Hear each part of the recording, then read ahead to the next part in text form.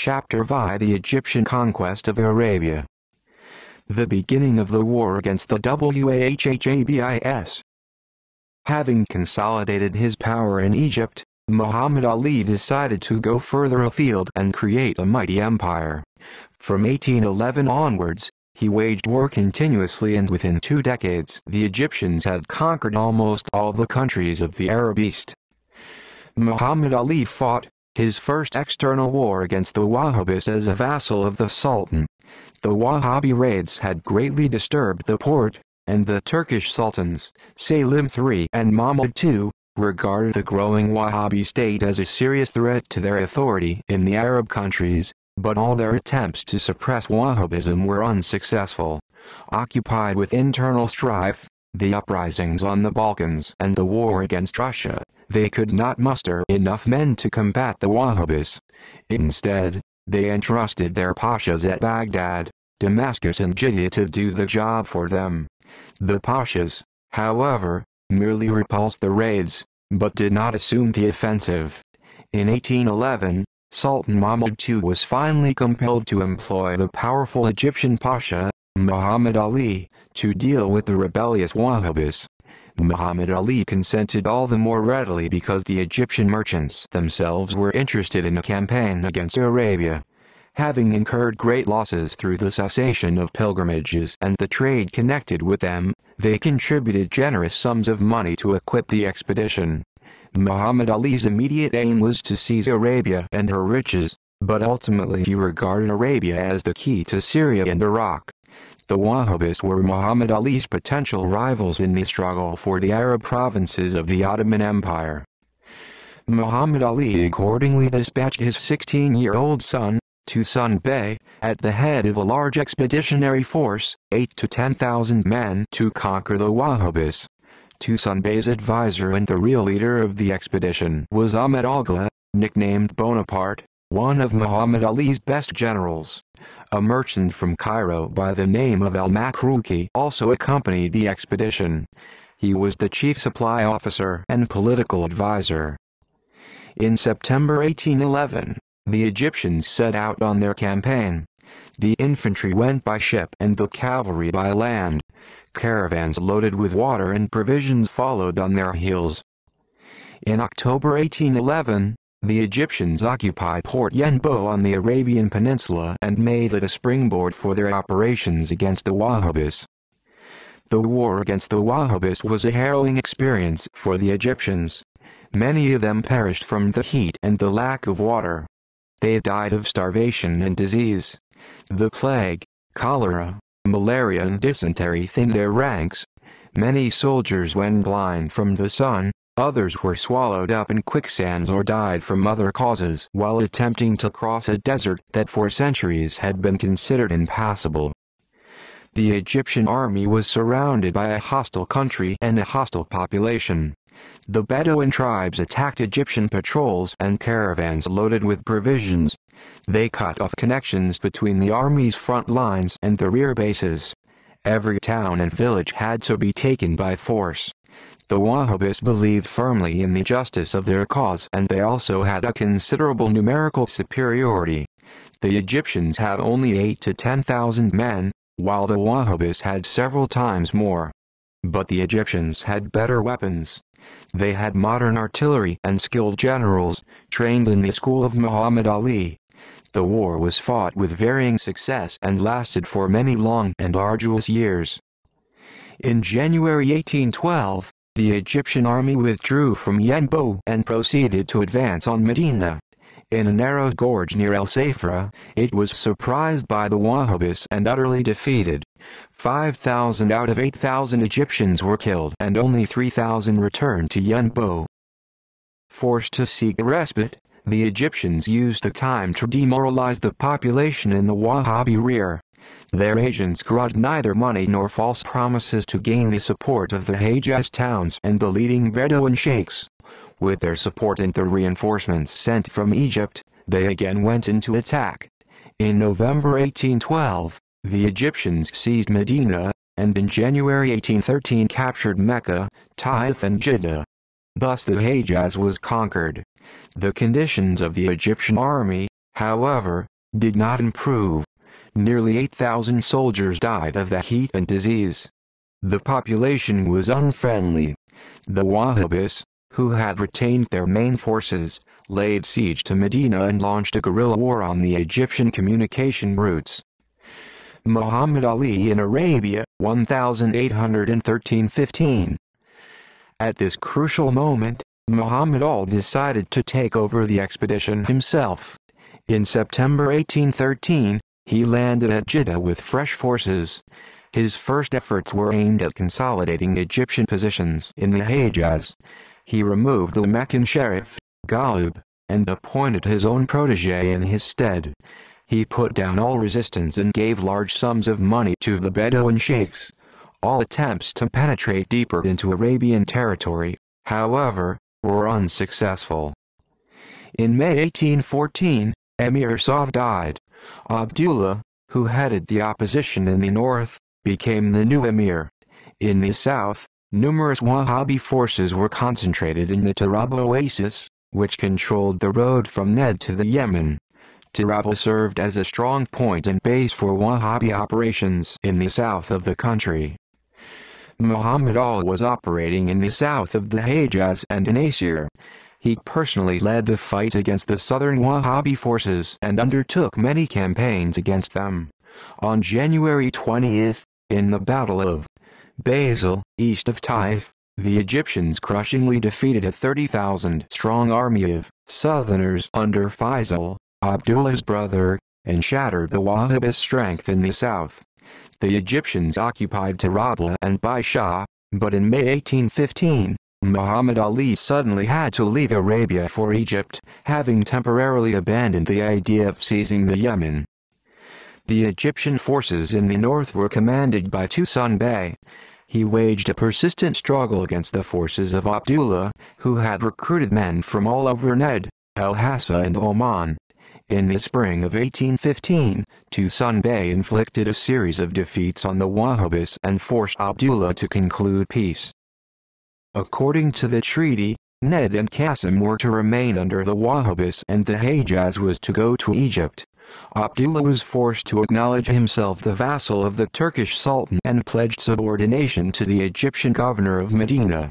He also pledged to ensure the safety of the pilgrimages, to return the treasures stolen by the Wahhabis from Mecca and to abandon religious innovations, and to obey the Turkish Sultan's summons without question. After the conclusion of peace, Tusun Bey stationed garrisons in the chief cities of the Hejaz and left for Egypt.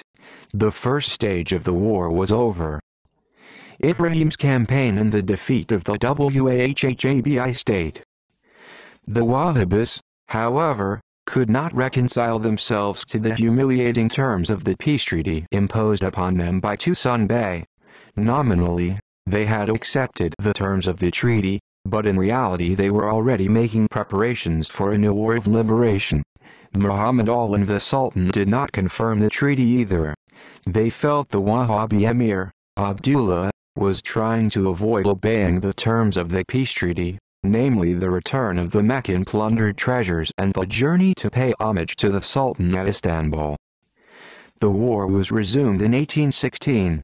Egyptian troops, accompanied by French military instructors and detachment of mine layers, was sent to Arabia.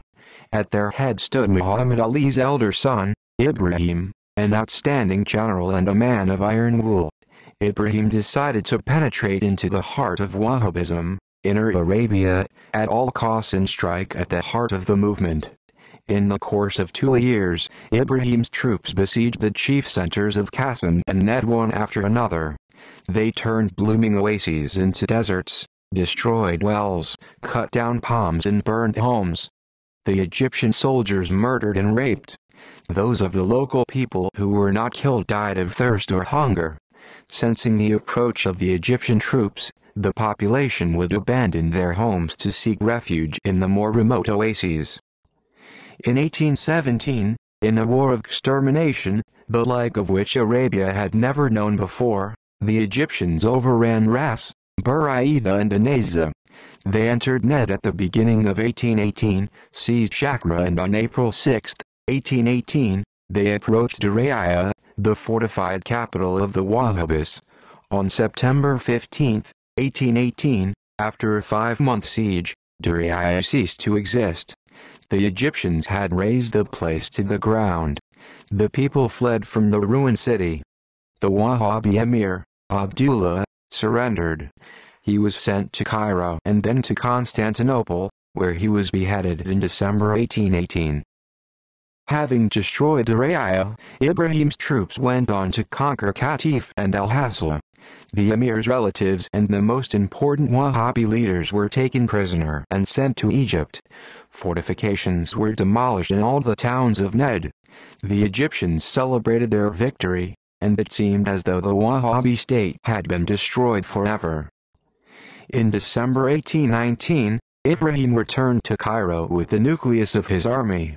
Egyptian garrisons remained in the towns of Ned and the Hejaz, but the enemy was unable to suppress the opposition forces, nor were they able to gain possession of the country.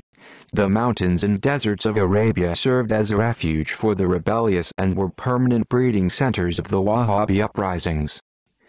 The Wahhabisings 1820-40.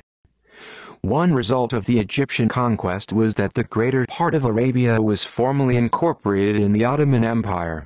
But in reality, Arabia now belonged to Egypt. The Hejaz was turned into an Egyptian province under the administration of an Egyptian pasha, Muhammad Ali's appointee. The pasha appointed and removed the Meccan sheriffs, who now exercised only illusory power. The Yemen, the coastal towns of which had been occupied by the Egyptians in 1819, retained its autonomy. It was ruled by a Zayd al-Imam who resided at Sanda. He considered himself the port's vassal and pledged to pay an annual tribute to Egypt. His power over the country was, however, nominal. Many tribes and local rulers openly disobeyed the Imam. In the period between 1823 and 1826, the Egyptians undertook several campaigns against the Yemen, but were obliged to leave the country because of the Mauryan War. In 1834, they again occupied Yemenite Tehama and Taiz. Egyptian deputies ruled Ned. Everyone ignored the late Abdullah's younger brother, Emir Mazhar, Ibrahim's appointee. The country was ruined and in great distress. Famine and desolation prevailed everywhere. Feudal and tribal dissensions were growing. In Shammar, Qasim and other regions, the local dynasties retained a certain degree of autonomy and maneuvered between the Egyptian authorities and the insurgent Wahhabi emirs from the Saudi dynasty, who were keeping up the war against the invaders. No sooner had Ibrahim withdrawn from Ned than in 1820, a Wahhabi uprising, headed by a relative of the executed emir, flared up in Diriyah. The uprising was suppressed, but in 1821, the Wahhabis revolted again. This time they were more successful. The uprising was led by a relative of the executed emir, Turki, 1821-34, who overthrew the Egyptian appointee, restored the Wahhabi state and transferred the capital from ruined Diriyah to the well-fortified Riyadh. In about 1822, the Egyptian troops sent against the Wahhabis perished from hunger, thirst, epidemics and guerrilla raids. Muhammad Ali was compelled to restrict the occupation of Ned to Qasim and Shammar. The rest of Ned was cleared of the Egyptian garrisons. The Wahhabis restored their former domains and in 1827, drove the Egyptians out of Qasim and Shammar. In 1830, they recaptured Al-Hassa. In 1827, the Meccan Sharif instigated an anti-Egyptian revolt, but was unsuccessful. The Egyptians, who had lost Ned, managed to suppress the revolt and hold out in the Hejaz. Muhammad Ali was too occupied with the events in Greece and Syria to care about Arabia. However, after the conquest of Syria he decided to recapture Ned. To counterbalance Turkey, he proposed a certain Mash'ari ibn Khalid as the pretender to the Wahhabi throne. In 1834, Mash'ari, with the support of the Egyptians, gained possession of Riyadh, assassinated Emir Turki and took over in his stead. His joy, however, was short-lived. 2 months later, Turkish son and heir, Emir Faisal, seized Riyadh, made short work of Mashari and proclaimed himself the head of the Wahhabi state.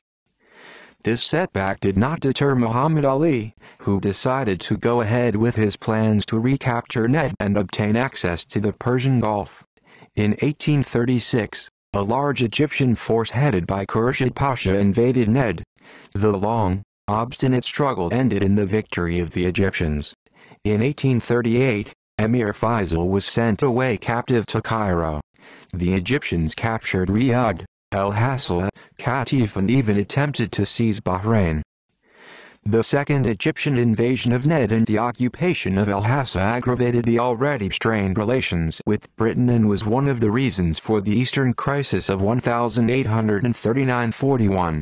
Muhammad Ali was drawn into a serious international conflict and in 1840, he was compelled to recall his forces from Arabia. The Wahhabists seized the occasion to overthrow Emir Khalid, the puppet ruler left by Khurshid Pasha, and restored their authority in Riyadh. The British expansion in South Arabia and on the Persian Gulf. The Wahhabists' defeat in the southern and eastern parts of Arabia greatly troubled Britain, who claimed complete supremacy in the waters of the Arabian Sea and the Persian Gulf. The East India Company looked on the area as her domain.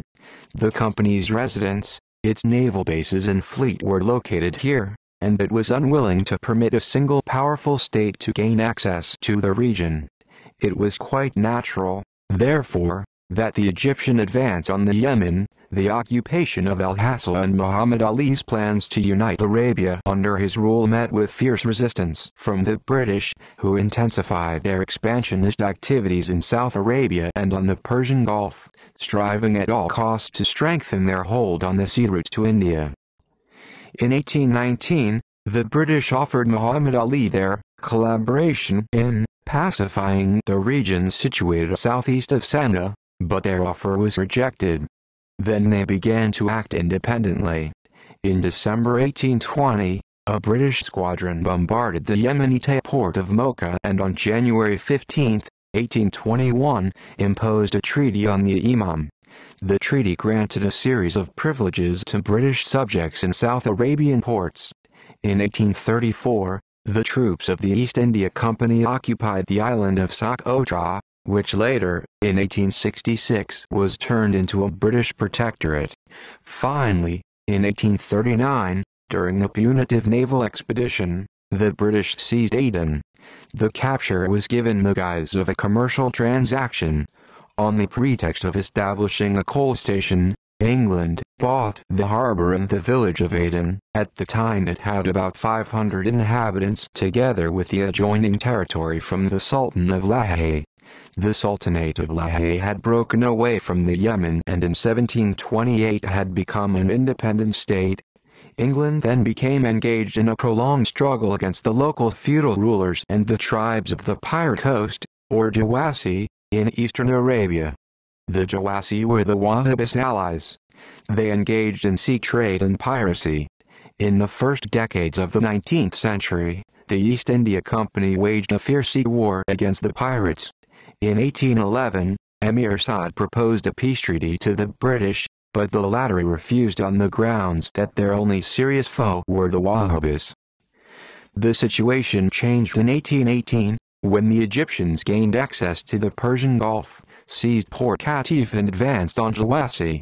The piratical sheikhs hastened to take refuge in Persia, but found themselves hemmed in on both sides. Ibrahim's forces were advancing by land and a large British squadron turned up at sea. The squadron had the double task of smashing the pirates and stopping Ibrahim. Immediately after the capture of Yufif by the Egyptians, the East India Company demanded that Ibrahim evacuate El-Hasla. Ibrahim refused and turned down British claims to the Persian Gulf. England, however, forestalled him, having sent her warships to the Wahhabi ports of West Oman and Bahrain. In 1819, the British squadron burnt the fleet of the Wahhabist pirate allies and in January 1820, forced the sheikhs of the Pirate Coast to sign a peace treaty with the East India Company. The Jawasi sheikhs retained part of their fleet, but pledged themselves not to attack the ships of the East India Company. The treaty formally forbade piracy and slave trade in the Persian Gulf. In reality, it placed the Wahhabi pirate coast, renamed Trush al-Oman, in complete dependence on England. In the same year, the British forced the Sheikh of the Bahrain Islands to sign similar treaty and thus acknowledge his dependence on England. One of the pirate towns, which had refused to sign the treaty, was destroyed by the British fleet. Between the 1820s and the 1840s, England imposed a series of new treaties on the governors of Trush al-Oman, Muscat and Bahrain, claiming that the Persian Gulf states had violated the treaties banning piracy and the slave trade. England seized the opportunity to interfere in their internal affairs, and the Persian Gulf became little more than a British lake. The intrigues of the British made it impossible for the Egyptians to gain possession of the Persian Gulf, particularly as they had no firm base in the rear of the Gulf, in Ned. After the Wahhabi uprising of 1821, they gradually withdrew from Ned, and in 1830, from El Hassa. It was not until 1839, after the second conquest of Ned, that the Egyptians once again occupied El Hassa, but they did not hold out for long. Having broken the might of Muhammad Ali in Syria, the British had rid themselves of a dangerous rival in the Persian Gulf.